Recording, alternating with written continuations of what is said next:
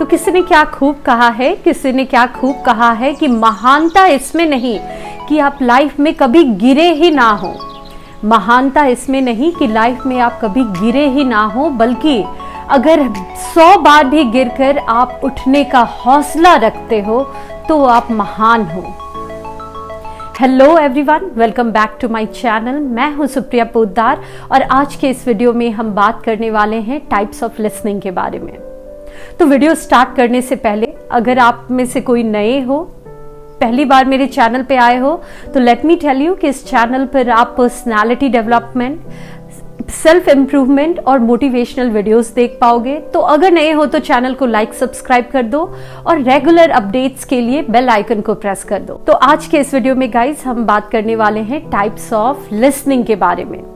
तो कुछ समय पहले तक मुझे ये लगता था कि लिसनिंग तो लिसनिंग होती है और सारी लिसनिंग सेम होती है, एंड आई एम श्योर आप में से भी बहुत सारे लोग ऐसा ही सोचते होंगे। But you'll be surprise by knowing कि लिसनिंग के भी बहुत सारे टाइप्स होते हैं और इसके बेसिस पे ही हमारी कम्युनिकेशन इफेक्टिव होती है। अगर ध्यान से सोचो तो लिसनिंग है क्या? जब हम स्पीकर की बातों को समझते हैं और उसे इफेक्टिवली कम्युनिकेट करते हैं। तो इस वीडियो में मैं आपको लिसनिंग के डिफरेंट टाइप्स के बारे में बताऊंगी। आप देखो कि आपकी लिसनिंग कौन सी है, और बेस्ट पार्ट ये है कि हम अपने लिसनिंग के पैटर्न को चेंज भी कर सकते हैं और उसे चेंज करके अपनी कम्युनिकेशन को इफेक्टिव बना सकते हैं। तो बिना देर किए वीडियो पे चलते हैं। लिसनिंग के अगर टाइप्स की बात की जाए तो सबसे पहला टाइप है एप्रिशिएटिव लिसनिंग। एप्रिशिएटिव लिसनिंग क्या है? जैसा कि हम वर्ड सुनकर ही समझ पा रहे हैं, जब आपको जेन्युइनली कोई स्पीकर या वो कन्वर्सेशन इंटरेस्टिंग लगता है और आप उसमें अटेंशन पे करते हो, तो उस तरह की लिसनिंग को एप्रिशिएटिव लिसनिंग कहते हैं। तो जैसा कि मैंने डेफिनेशन बताया, इसके एग्जाम्पल्स क्या हो सकते हैं? जैसे आप कोई अपने फेवरेट स्टैंड अप कॉमेडियन को सुन रहे हो, प्लेलिस्ट में अपनी फेवरेट गाने सुन रहे हो, आप किसी अपने पसंद के मोटिवेशनल स्पीकर को सुन रहे हो। वहां आपका इंटेंशन क्या रहता है? आप जिन्हें पसंद करते हो उसे अगर आप सुनते हो तो एक काइंड ऑफ एप्रिशिएशन आपके अंदर से आता है। उस लिसनिंग के प्रोसेस में आप कहीं ना कहीं उस स्पीकर को एप्रिशिएट भी करते हो, तो इसे एप्रिशिएटिव लिसनिंग कहते हैं। नेक्स्ट है कॉम्प्रिहेंसिव लिसनिंग। तो ये one of the most difficult और आप कह सकते हो कॉम्प्लिकेटेड काइंड ऑफ लिसनिंग होती है, जिसमें आपको इस लिसनिंग के प्रोसेस में बहुत ज़्यादा कॉन्सेंट्रेट भी करना होता है, एट द सेम टाइम आपको पार्टिसिपेट भी करना होता है। साथ ही साथ इसमें आप स्पीकर की बातों को अपनी कहते हैं ना, अपनी अंडरस्टैंडिंग के बेसिस पे उसका एक इंटरप्रिटेशन भी निकालते हो। इसे एग्जाम्पल से समझते हैं। फॉर एग्जाम्पल, आप अपने क्लास में नोट्स राइट डाउन कर रहे हो या मीटिंग में हो किसी, और उसमें जो भी मीटिंग स्पीकर है उसकी बातों को समझते हुए आप कुछ बातें नोट डाउन कर रहे हो, नोट्स बना रहे हो। तो यहाँ पर क्या होता है, जो टीचर है या फिर स्पीकर है वो अपनी लैंग्वेज में, अपने शब्दों में चीजों को एक्सप्लेन करता है और उसे समझते हुए हम अपनी अंडरस्टैंडिंग के बेसिस पे जो समझते हैं उसे नोट डाउन करते हैं। तो जैसा मैंने कहा, इसमें एक इंटरप्रिटेशन, हम स्पीकर की बातों को सुनकर उसका एक इंटरप्रिटेशन निकालते हैं। तो इसे कहते हैं कॉम्प्रिहेंसिव लिसनिंग, जिसमें आपको बहुत ज्यादा प्रेजेंट रहना पड़ता है। तो आप इसमें प्रेजेंट कैसे रहोगे, कैसे इतना कंसंट्रेट करोगे, कैसे पार्टिसिपेट करोगे इस लिसनिंग के प्रोसेस में? इसके लिए आप स्पीकर के साथ एक आई कांटेक्ट बना सकते हो। जब वो स्पीकर अपनी स्पीच दे रहा हो तो उसके वर्बल कम्युनिकेशन के अलावा आप नॉन वर्बल क्यूज पे भी फोकस करके उनकी बातों को समझ सकते हो। आपको कोई डाउट हो तो आप एंड में एक समरी क्वेश्चन की तरह अपने डाउट्स को क्लियर कर सकते हो। ये सारे कुछ वेज है जिसके थ्रू आप अपनी इस कॉम्प्रिहेंसिव लिसनिंग को इम्प्रूव कर सकते हो। नेक्स्ट है एम्पैथेटिक लिसनिंग।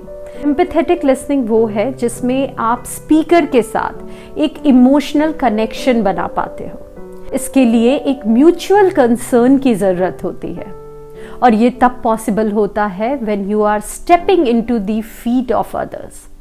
मीन्स आप दूसरे के लेवल पे आकर उसके हिसाब से जब चीज़ों को देखते हो, सोचते हो और समझते हो, उसके पेन को फील करते हुए, तभी आप ये इमोशनल कनेक्शन बना पाते हो। तो इस काइंड ऑफ लिसनिंग कहाँ होती है? अगर आप गौर से सोचो तो मे बी ये आपके स्पाउस के साथ हो सकता है। अगर आपकी एक हैप्पी हेल्दी रिलेशनशिप है तो आप देखना, आप अपने स्पाउस की बातों पे बहुत ज़्यादा आर्ग्यू नहीं करोगे। अगर उसका कोई पेन होगा तो आप भी उसके पेन को फील कर पाओगे, उसे समझ पाओगे। अपने बच्चों के साथ ये हो सकता है, फैमिली में किसी ब्रदर सिस्टर के बीच में हो सकता है ना, बहुत क्लोज फ्रेंड हो उसके साथ ये इमोशनल कनेक्शन हो सकता है।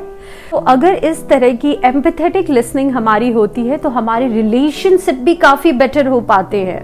तो इस तरह की लिसनिंग का मेन पर्पस ये होता है कि हमें स्पीकर को एक इमोशनल सपोर्ट या इनकरेजमेंट देना होता है और ऐसा फील कराना होता है कि उसके पेन को आप समझ पा रहे हो और आपको भी उस बात का अफसोस है। अगर कुछ नेगेटिव हो गया या कुछ सैड सी चीज़ें हैं तो आपको भी उस पेन का एहसास है। इस तरह की लिसनिंग को इफेक्टिव बनाने के लिए आप क्या कर सकते हो? आप कुछ सेंटेंसेस यूज कर सकते हो, जैसे I can understand what you are saying. आप जो कह रहे हो मैं समझ सकता हूँ। I can feel your pain, मैं आपके दर्द को समझ सकता हूँ या समझ सकती हूँ। Thank you so much for sharing this with me. अपने दर्द को शेयर करने के लिए थैंक यू सो मच। इस तरह के आप कुछ वर्ड्स यूज कर सकते हो, या फिर इस तरह से भी कह सकते हो कि even this happened with me also. ऐसे ये लगता है स्पीकर को कि आप भी उसके दर्द को समझ सकते हो, क्योंकि आपके साथ भी ये पहले हो चुका है। तो ये एम्पैथेटिक लिसनिंग मुझे लगता है one of the best listening है। तो अगर आपके भी लाइफ में कुछ अच्छे फ्रेंड्स नहीं हैं या फैमिली में भी आपकी उतनी अंडरस्टैंडिंग नहीं है, तो आप इस तरह की लिसनिंग को प्रैक्टिस करो और इसकी वजह से आई एम श्योर कि जो लोग आपको समझते हैं उनके साथ आप बहुत अच्छे रिलेशनशिप बना पाओगे। नेक्स्ट है क्रिटिकल लिसनिंग। क्रिटिकल लिसनिंग जो कि बहुत ही कॉमन है, हम में से मैक्सिमम लोगों की लिसनिंग ये क्रिटिकल लिसनिंग होती है, और जो कि एक बैरियर्स ऑफ कम्युनिकेशन भी है, क्योंकि इस प्रोसेस में हम बातों को सुनते हैं, उसका एक इवैल्यूएशन करते हैं, जज करते हैं और उस जजमेंट के बेसिस पे एक ओपिनियन फॉर्म करते हैं स्पीकर के लिए, जो कि गलत है, और इसी की वजह से हमारी कम्युनिकेशन इफेक्टिव नहीं हो पाती।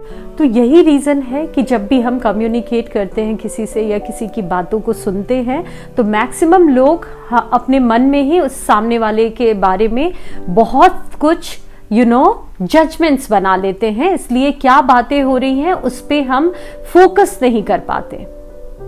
बहुत बार ये हमारी हैबिट होती है, हमारी एक नेगेटिव माइंड होती है जिसकी वजह से हम ऐसे करते हैं, और बहुत बार ऐसा भी होता है कि स्पीकर इस इंटेंशन से नहीं करता, लेकिन मे बी पास्ट में कुछ ऐसा हो गया है जिसकी वजह से वो उस पर्टिकुलर इंसान के साथ या कुछ ग्रुप ऑफ पीपल के साथ उसी वे में सोचता है, मीन्स उसकी सारी बातों को जज करता है। तो ये एक बहुत ही गलत वे है। हमें लोगों के लिए ओपिनियन फॉर्म नहीं करना चाहिए। कुछ बातें अगर नेगेटिव हो गई तो उसे छोड़ के जब आप बात कर रहे हो तो सामने वाले स्पीकर को सुनो, समझो और बिना जजमेंट पास किए, बिना कोई ओपिनियन बनाए उसकी बातों को समझने की कोशिश करो। तो ये सारे टाइप्स थे लिसनिंग के। आप देखो आपकी लिसनिंग कौन सी है और मुझे कमेंट में बताओ कि आपको ये वीडियो कैसा लगा। साथ ही साथ अगर आप किसी टॉपिक पे वीडियो चाहते हो तो वो भी मुझे कमेंट में बताओ। मिलती हूँ आप सभी से नेक्स्ट वीडियो में, तब तक के लिए bye bye and take care.